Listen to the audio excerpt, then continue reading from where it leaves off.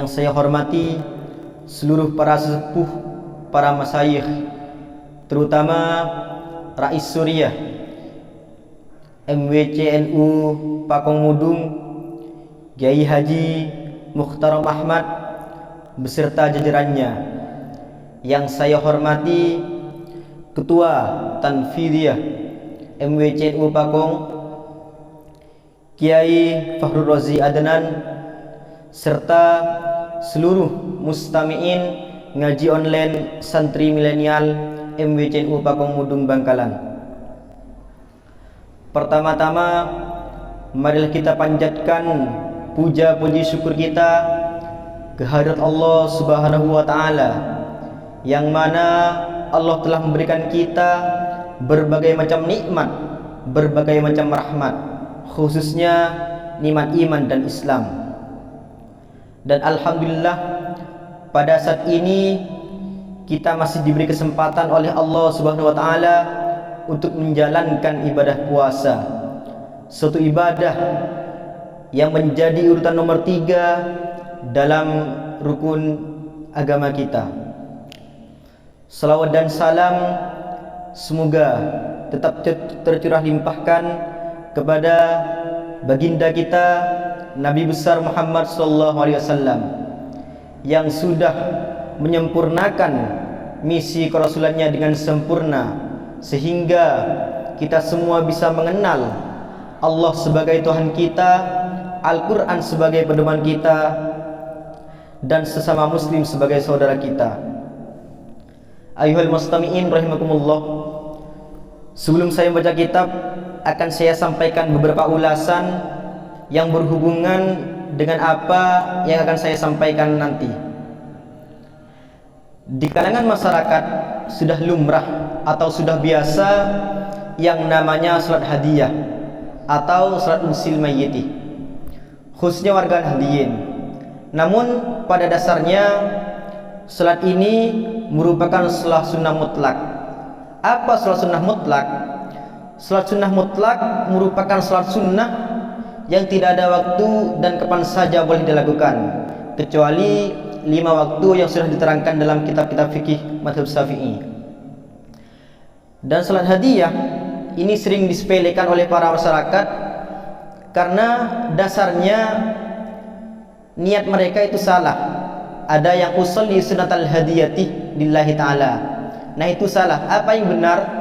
Usolli sunatan liunsil mayyiti. Maka pada saat ini akan saya sampaikan tentang masalah salat unsil mayyiti, yang mana saya mengutip dari kitab Nihayatuz Zain fi Irsyadil Mubtadi'in karangan Imam Nawawi Al-Bantani, halaman 107. Bismillahirrahmanirrahim. Saya bacakan dahulu. Ruwiyah anin Nabi sallallahu alaihi wasallam annahu qala, ruwiyah iceritaki anin Nabi dari kanjeng Nabi sallallahu alaihi wasallam, annahu sangkuna Nabi qala, panikata Abu Basra Nabi, la ya'ti 'alal mayyiti ashaddu minal lailatil ula. La ya'ti, tak bakal datang, 'alal mayyiti, atas mayyit, ashaddu, panapas lebih sangat, minal lailatil ula, tinimbang dari malam sepertama. Farhamu bis sadaqati, maka ni serta bin kapi bis sadaqati, kalaban sedekah. Man, da orang yamutu sesetu basirman.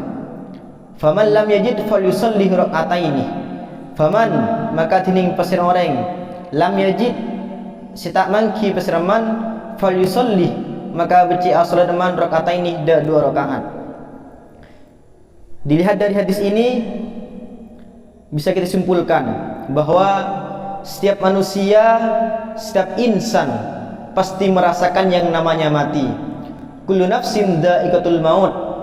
Setiap yang bernyawa pasti akan merasakan mati, entah itu tumbuhan, malaikat, jin, iblis, bahkan manusia. Kata Rasulullah, la ya'ti 'alal mayyiti, la ya'ti, tidak akan datang, 'alal mayyiti, terhadap orang yang meninggal, asyaddu minal lailatil ula, yang lebih menakutkan, yang lebih dahsyat bagi seorang mayit minal lailatil ula, daripada malam yang pertama. Maka ketika kita pikir kembali bahwa setiap orang ketika berada di tempat yang baru singgahi, dia akan merasa kaget ataupun tidak siap. Begitupun dengan manusia. Ketika manusia sampai dalam kubur, manusia tersebut pasti akan merasakan terheran-heran dengan alam yang baru ia tempati. Maka apa solusinya? Farhamu bis sadaqatih mayyamutu. Maka ketika ada saudara kita, keluarga kita, ataupun teman kita yang meninggal dunia, maka kita sebagai orang yang hidup, sebagai saudara, sebagai keluarga, disunnahkan untuk menyayangi mereka. Dengan apa? Bis sadaqatih, dengan cara bersedekah. Makanya di kalangan ahliyin, di kalangan organ ketika tahlilan, ketika munagiban, ketika tasyakuran ataupun holan, itu dikasih hidangan, seperti halnya hidangan kepada orang-orang yang hadir. Itu karena bagian dari sedekah. Mayyamutu, diniatkan terhadap orang yang mati. Dari hadis ini kita bisa yakin bahwa perbuatan orang yang hidup itu bisa sampai terhadap orang yang mati. Faman lam yajid falyusalli rakataini. Apabila ada seseorang yang miskin ataupun fakir, yang mana orang tersebut tidak mampu untuk bersedekah, maka solusi yang kedua ialah falyusalli rakataini. Maka orang yang tidak mampu tersebut disunnahkan untuk sholat 2 rakaat. Apa sholat ini? Sholat yunsil mayyiti. Niatnya bagaimana? Usolli sunnatan liunsil mayyiti lillahi ta'ala, bukan usolli sunnatal hadiyati lillahi ta'ala. Atau bisa menggunakan niat usolli sunnatan lillahi ta'ala, karena sholat unsil mayyit ini termasuk dari sholat sunnah mutlak. Bagaimana tata caranya? Yaqra'u fihima, ay fi kulli rakatin minhuma fatihatal kitabi marratan. Yang mana musolli yang melaksanakan sholat unsil mayyiti diharuskan untuk membaca di setiap rakaat tersebut, ay fi kulli rakatin minhuma, yakni pada setiap rakaat dari 2 rakaat tersebut, fatihatal kitabi, membaca surah Al-Fatihah marratan sekalian. Bismillahirrahmanirrahim, alhamdulillahirabbil alamin, ila akhirih. Setelah membaca surah Al-Fatihah, maka membaca wa ayatul kursi marratan, dan membaca ayat kursi 1 kali. Allahu la ilaha illa huwal hayyul qayyum, ila akhirih. Setelah membaca ayat kursi, walhaakumut takatsur marratan, dan membaca alhaakumut takatsur 1 kali. Bismillahirrahmanirrahim, alhaakumut takatsur hatta zultumul maqabir, ila akhirih. Setelah alhaakumut takatsur wa qul huwallahu ahad asra marratin, lalu membaca surat Al-Ikhlas 10 kali. Bismillahirrahmanirrahim, qul huwallahu ahad Allahus samad. Ini dibaca 10 kali. Saya ulangi, tata cara salat unsil mayyiti ialah usolli sunnatan li unsil mayyiti rak'ataini lillahi ta'ala, yang mana di setiap rakaat membaca surah Al-Fatihah 1 kali, ayat kursi 1 kali, alhaakumut takatsur 1 kali, dan surat Al-Ikhlas 10 kali. Kapan salat ini disunnahkan? Salat ini disunnahkan pada malam pertama mayit tersebut dikuburkan. Karena kenapa? Kembali ke awal, la ya'ti 'alal mayyiti asyaddu minal lailatil ula. Karena tidak ada satu malam pun yang lebih dahsyat bagi seorang yang meninggal kecuali pada malam pertama mayit tersebut berada di alam kubur. Maka salat unsi ini dilaksanakan pada malam pertama mayit tersebut meninggal dunia. Maka setelah ini wa yaqulu ba'da salami, setelah melaksanakan salat unsil mayyiti, maka berdoa. Apa doanya? Allahumma inni shallaitu hadhihi sholata wa ta'lamu ma uridu. Allahumma b'ats thawabaha ila qabri fulan bin fulan. Allahumma, ya Allah, inni sangkun kaulah shallaitu panika salat kaulah hadhihi sholata da panika salat wa ta'lamu ben maha uning ajunan ma da pereng uridu seakar pasir kaulah. Allahumma, ya Allah, ib'as ngirima kinajunan sawabaha da kencir salat ila qabri fulan bin fulan da qabri fulan bin fulan. Maka setelah melaksanakan salat unsil mayyiti, kita berdoa, Allahumma inni shallaitu hadhihi sholata wa ta'lamu ma uridu. Allahumma b'ats thawabaha ila qabri fulan bin fulan. Allahumma, ya Allah, inni shallaitu hadhihi sholata, saya salat ya Allah, wa ta'lamu dan maha tahu Allah ma terhadap sesuatu uridu yang saya inginkan. Allahumma, ya Allah, ib'as sampaikanlah sawabaha pahala salat ini ila qabri fulan bin fulan terhadap kuburannya fulan bin fulan. Maka kata Rasulullah, setelah kita melaksanakan salat unsil mayyiti dan berdoa seperti tadi, fayab'asullahu min sa'atihi ila qabrihi alfa malakin ma kulli malakin nurun wa hadiyatun. Kata Rasulullah, maka Allah pun menyampaikan, mengirimkan pada saat itu juga ila qabrihi terhadap kuburnya fulan, terhadap kuburannya fulan yang diniatkan untuk salat hadiah. Alfa malakin, dikirimkan apa? Alfa malakin, 1000 malaikat, yang mana makul di malakin nurun wa hadiyatun, yang mana tiap-tiap satu dari 1000 malaikat tersebut membawa cahaya dan membawa hadiah, yang mana cahaya dan hadiah ini yu'annisunahu ila yaumin yunfakh bis-sur.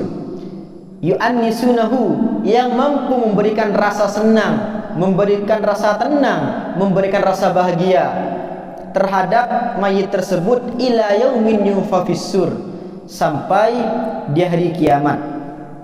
Maka ketika kita melihat dari adanya hadis ini, ketika ada saudara kita, teman-teman kita, gerunda-gerunda kita, keluarga kita meninggal dunia, maka kita sebagai orang Islam, sebagai orang muslim yang peduli terhadap saudaranya, terhadap semua muslim, disunnahkan yang namanya melaksanakan unsil mayyiti, atau kalau dalam kalangan masyarakat dikenal dengan salat hadiah. Tata caranya seperti tadi, saya ulangi. Niatnya usolli sunnatan li unsil mayyiti rak'ataini lillahi ta'ala. Tata caranya bagaimana? Setiap rakaat dari 2 rakaat tersebut, musolli tersebut membaca Al-Fatihah 1 kali, ayat kursi 1 kali, Alhaakumut Takasur 1 kali, Qul huwallahu ahad 10 kali. Dan setelah melaksanakan salat tersebut, disunnahkan untuk berdoa, Allahumma inni shallaitu hadhihi sholata wa ta'lamu ma uridu. Allahumma b'ats thawabaha ila qabri fulan bin fulan.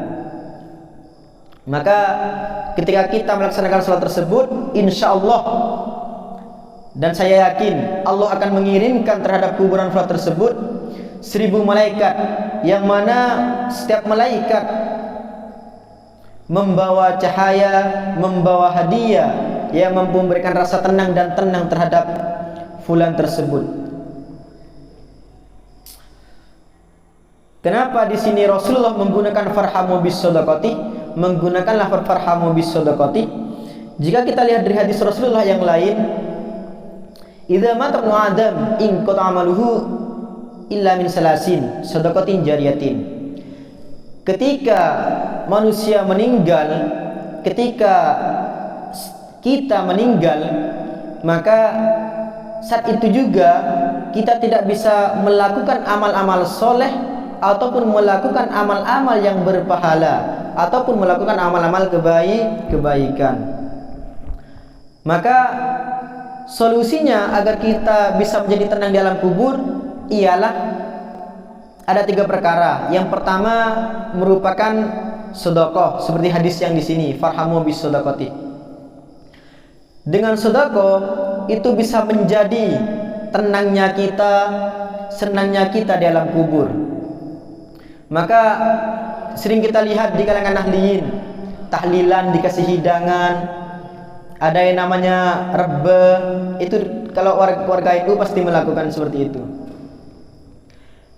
Karena perbuatan tersebut yu'annisunahu, bisa memberikan rasa tenang, rasa bahagia terhadap orang yang sudah meninggal. Wa fil hadis, dan ada dalam satu hadis, anna fa'ila dzalik lahu sawabun jasimun minhu annahu la yakhruju minad dunya hatta yara makanahu fil jannati. Kita sebagai orang yang hidup yang sudah melakukan salat unsi tersebut akan mendapatkan suatu pahala yang sangat jelas dari Allah. Minhu, pahala apa tersebut? Ialah suatu pahala annahu la yakhruju minad dunya hatta yara makanahu fil jannati. Suatu pahala yang mana pahala tersebut mampu menjadikan kita tidak akan keluar ataupun tidak akan meninggalkan dunia kecuali kita melihat tempat yang layak di akhirat kita, yaitu surga. Maka kita harus bersyukur dijadikan sebagai warga NU yang sering melakukan amal-amal yang seperti ini, sering melakukan salat sunat hadiah, sering melakukan tahlilan, sering melakukan kholan.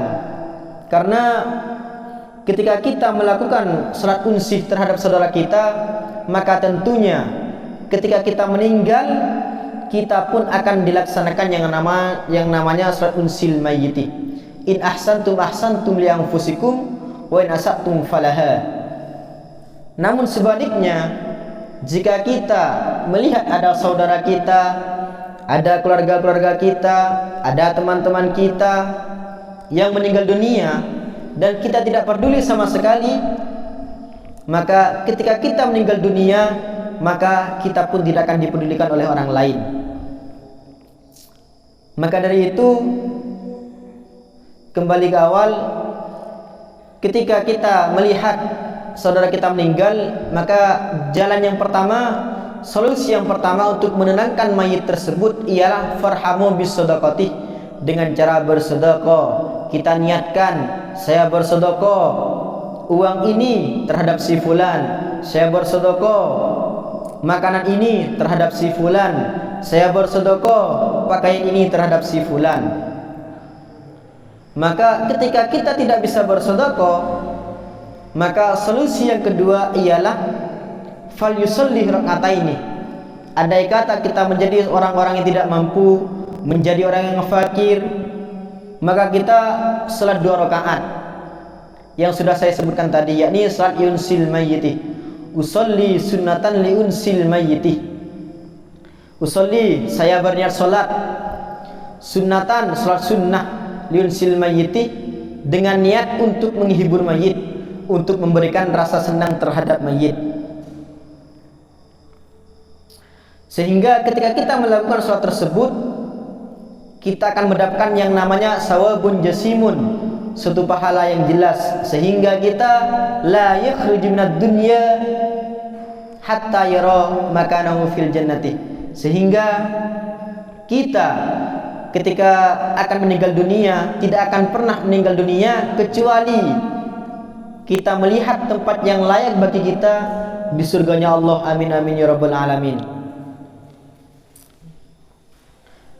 Kalau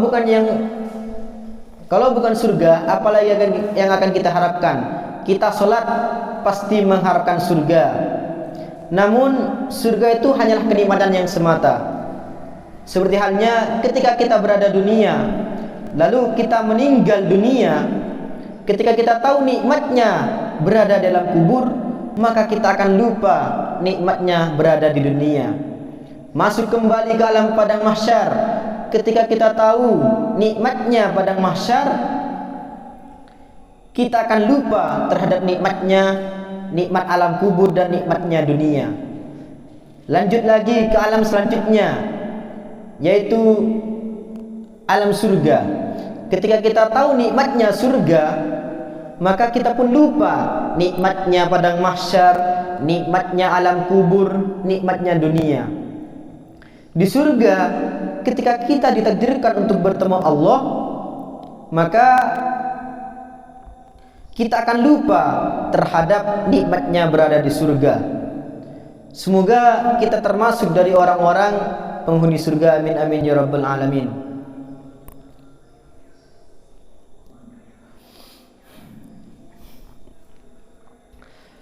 Wal an uridu an ubayyana lakum fi mas'alatis syukri. Dan sekarang saya akan menerangkan tentang masalah syukur. Syukur jika dalam bahasa berarti berterima kasih. Syakara yaskuru syukron, yang artinya berterima kasih. Tata cara bersyukur banyak sekali. Kalau kita bersyukur kepada Allah, maka tata cara kita ialah melaksanakan segala perintah Allah dan menjauhi segala larangannya. Contoh syukur yang paling gampang ialah kita bertakwa kepada Allah. At-taqwa ialah takut terhadap Allah, baik itu dalam keadaan terang-terangan ataupun samar. Takwa menjadi alasan utama agar kita bisa mencapai yang namanya surga. Karena takwa merupakan suatu hal yang penting bagi kehidupan seorang manusia.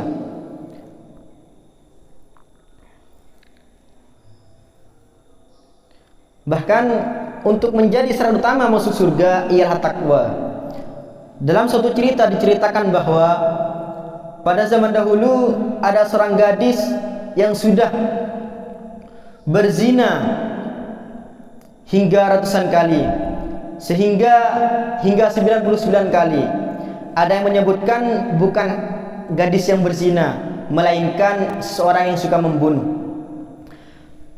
Pada saat sampai pada 99 orang tersebut datang terhadap seorang yang ahli ibadah. Dia bertanya, "Ya Abid, akankah ada pintu tobat terhadap saya?" Lalu apa kata Abid tersebut? Orang ahli ibadah tersebut menjawab, "Tidak, karena kamu sudah membunuh manusia sebanyak itu." Maka mendengar hal itu, orang tersebut pun langsung membunuh ahli ibadah tersebut dan meninggalkan kediaman Abid tersebut. Lalu dia berjalan lagi untuk menemui suatu negeri yang katanya ada seorang ahli ibadah. Dia kembali bertanya, "Wahai Abid, saya sudah membunuh sebanyak 99 orang. Akankah ada pintu tobat bagi saya? Bahkan tadi siang saya sudah membunuh satu orang, sehingga sekarang jumlahnya 100 orang. Wahai Abid, akankah ada pintu tobat bagi saya?" Apa kata Abid tersebut? "Ada. Innallaha ghafurur rahim." Sesungguhnya Allah ialah zat yang maha pengampun. Maka ketika mendengar tersebut, Abid tersebut pun menangis, sehingga dia meminta saran untuk segera dikasih nasihat, untuk segera diajarkan yang namanya amalan soleh. Abi tersebut menganjurkan kepada ahli maksiat tersebut untuk segera meninggalkan negeri ini dan datanglah terhadap suatu negeri yang namanya Mekah. Namun sebelum seorang ahli maksiat tersebut sampai ke kota Mekah, hal naas pun terjadi.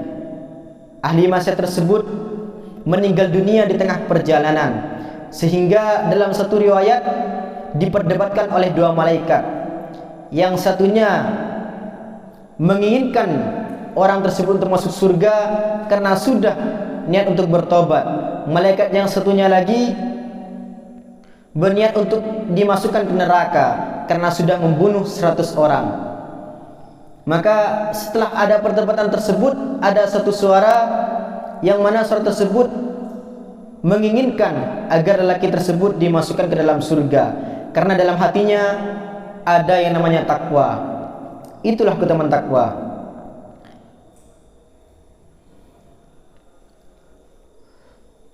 Mungkin ini yang bisa saya sampaikan. Kurang lebihnya mohon dimaafkan. Assalamualaikum warahmatullahi wabarakatuh.